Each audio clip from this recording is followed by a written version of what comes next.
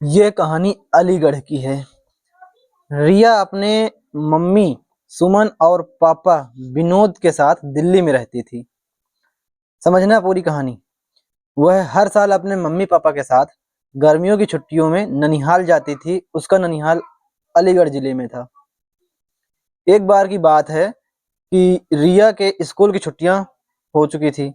रिया और सुमन ननिहाल जाने के लिए तैयार थे।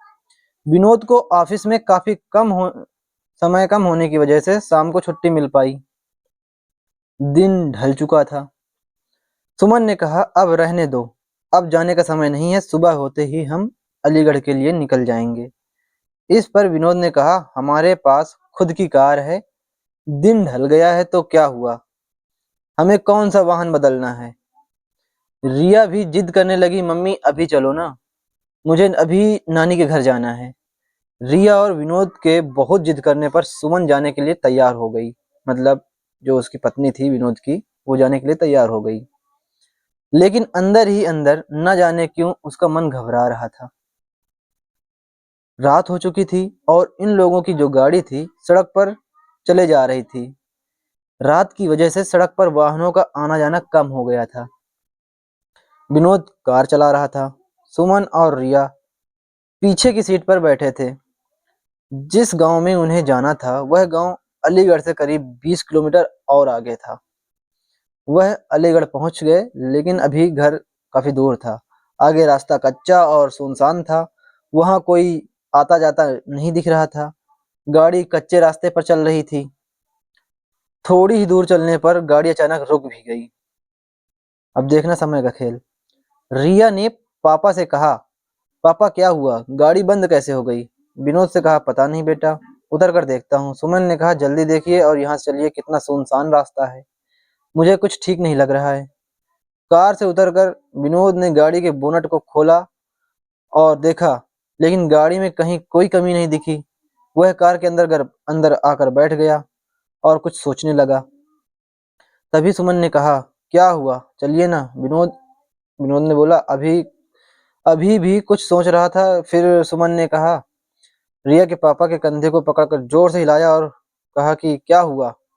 सोचने लगे, मैं कर रही हूँ, चलिए यहाँ से, मुझे बहुत अजीब सा महसूस हो रहा है।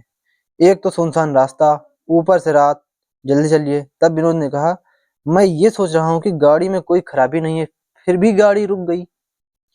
देखिए, क्या पता गाड़ी स्टार्ट हो जाए। तब विनोद ने गाड़ी स्टार्ट करने के लिए चाबी घुमाई और गाड़ी स्टार्ट हो गई। अब कार दोबारा उस रात के अंधेरे को चीरते हुए फिर आगे बढ़ने लगी। अभी थोड़ी ही दूर कार चली थी कि रिया चिल्लाई, मम्मी।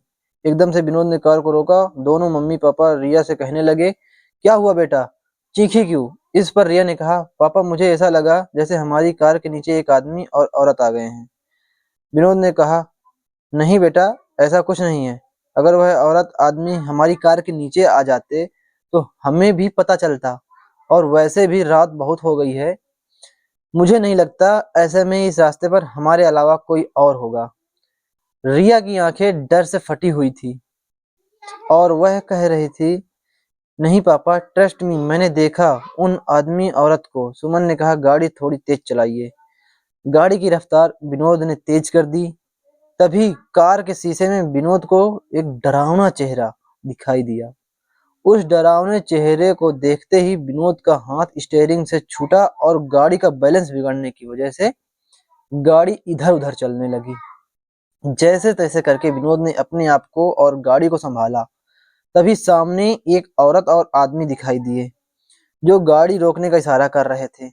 लेकिन विनोद ने गाड़ी नहीं रोकी, बल्कि गाड़ी की रफ्तार और तेज कर ली, क्योंकि अभी तक वह रिया की बात पर विश्वास नहीं कर रहे थे। और अचानक से उन दोनों आदमी और औरत को ऐसे कार के सामने आना और लिफ्ट मांगना उसको कुछ सही नहीं लगा। सुमन और विनोद को डर से भर देने के लिए काफी था। दोनों तो पसीने से लथपथ गाड़ी को अंधाधुंध रफ्तार में भगाया जा रहा था। तभी ये क्या, वह औरत और आदमी जिनको विनोद ने पीछे छोड़ा था फिर सामने खड़े थे और गाड़ी रोकने का इशारा कर रहे थे। अब तो उन तीनों की जान मुंह पर आ गई थी। अचानक सुमन का फोन बजा। हेलो कौन? दूसरी तरफ से सुमन का भाई अर्जुन बोल रहा था। ठीक है। हेलो दीदी, आप कैसी हैं? सुमन ने कहा, भैया कुछ ठीक नहीं है, इस रास्ते पर बहुत गड़बड़ है। और सुमन ने उन दोनों आदमी औरत के बारे में भी अर्जुन को बताया। तब अर्जुन ने कहा, दीदी आप चिंता मत करो, मैं अभी आता हूँ। और 10 से 15 मिनट बाद ही अर्जुन वहां रास्ते पर खड़ा था।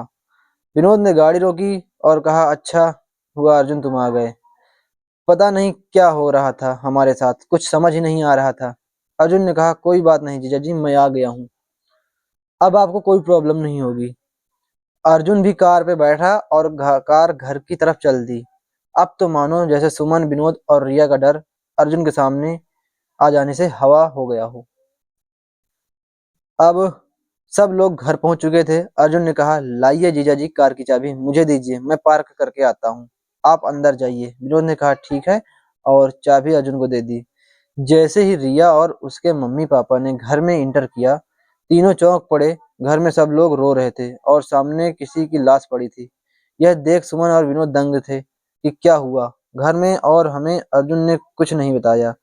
सुमन की मां ने रोते हुए सुमन से कहा, बेटा तेरा भाई अर्जुन अब इस दुनिया में नहीं रहा। इतना सुनते ही सुमन, विनोद और रिया के पैरों तले जमीन खिसक गई। सुमन को विश्वास ही नहीं हो रहा था, क्योंकि जो भाई घर के बाहर तक उसके साथ था, घर में उसकी लाश पड़ी हुई थी। यह देखने के लिए कहीं यह मेरा वहम तो नहीं। सुमन ने अर्जुन के चेहरे से कफन हटाया तो यह सच था। सामने जो लाश पड़ी थी वह अर्जुन की ही थी। सुमन के पिता ने बताया कि रात 9 बजे अर्जुन अपनी बाइक से घर आ रहा था। तभी उसकी बाइक को एक ट्रक ने जोरदार टक्कर मारी, जिससे उसके सर में चोट आई और मौके पर ही उसकी मौत हो गई। मगर अर्जुन मर चुका था, तो जो बाहर था वह कौन था? दोस्तों, कभी-कभी ऐसा होता है कि हमारे अपने हमसे दूर जाने के बाद भी किसी न किसी वजह से जुड़े रहते हैं।